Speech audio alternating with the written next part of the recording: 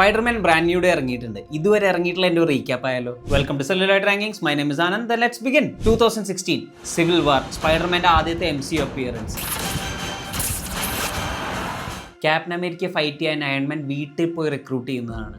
കാർട്ടൂൺസിലെ പോലെയൊക്കെ തന്നെ ക്വിപ്പി ആയിട്ടുള്ള ഫണ്ണി ലൈൻസ് പറയുന്ന ഒരു Spiderman. Then come Spiderman homecoming. പീറ്ററിന് അവെഞ്ചേഴ്സിൽ കയറണം, വലിയ ഹീറോ ആവണം എന്നിടത്താണ് ഇത് തുടങ്ങുന്നത്. താൻ തന്റെ ലോക്കൽ സ്മോൾ ഹീറോ ആയിട്ട് തൽക്കാലം കഴിഞ്ഞാൽ മതി എന്ന് പഠിച്ചുകൊണ്ട് ഈ പടം തീരുന്നു. ഇൻഫിനിറ്റി വാറിൽ സ്പേസിൽ പോയി താനോസിനെ ഫൈറ്റ് ചെയ്യാൻ സഹായിക്കുന്നു, ബ്ലിപ്പ് ആവുന്നു, എൻഡ് ഗെയിമിൽ തിരിച്ചു വരുന്നു. Spiderman far from home. അയൺമാൻ്റെ പൊസിഷൻ ഏറ്റെടുക്കേണ്ടി വരുമെന്നുള്ള പ്രഷറിലിരിക്കുമ്പോൾ ചെറിയൊരു ബ്രേക്കിനായി യൂറോ ട്രിപ്പ് പോകുന്നു. യൂറോ ട്രിപ്പ് അതിലും വലിയ ഡിസാസ്റ്റർ ആവുന്നു. വിശ്വസിച്ച് കൂടെ നിർത്തിയ മിസ്റ്റീരിയോ ചതിക്കുന്നു, സീക്രട്ട് ഐഡന്റിറ്റി വെളിപ്പെടുത്തുന്നു. No way home. ഇവിടെയാണ് പീറ്ററിന് എന്തെങ്കിലും ഒരു ഹൈ സ്റ്റേക്സ് ആയിട്ടുള്ള സംഭവം ഉണ്ടാകുന്നത്. ഇത്ര കാലം ഒരു കംഫർട്ട് സോണിലായിരുന്നു. തൻ്റെ ഐഡന്റിറ്റി എല്ലാവരും മറക്കാൻ വേണ്ടി ഡോക്ടർ സ്ട്രേഞ്ചിനോട് സ്പെല്ല് ചെയ്യാൻ പറയുന്നു. സ്പെല്ല് കുളമാവുന്നു, ബാക്ക് ഫയർ ചെയ്യുന്നു. ഒരുപാട് യൂണിവേഴ്സിൽ നിന്നുള്ള ഒരുപാട് വില്ലന്മാർ വരുന്നു. 3 യൂണിവേഴ്സിൽ നിന്നുള്ള സ്പൈഡർമാൻ വരുന്നു. ആൻഡ് മരിക്കുന്നു. മൾട്ടിവേഴ്സ് ഡേഞ്ചറിലാകും. Finally Peter grows up and decides to make sacrifices.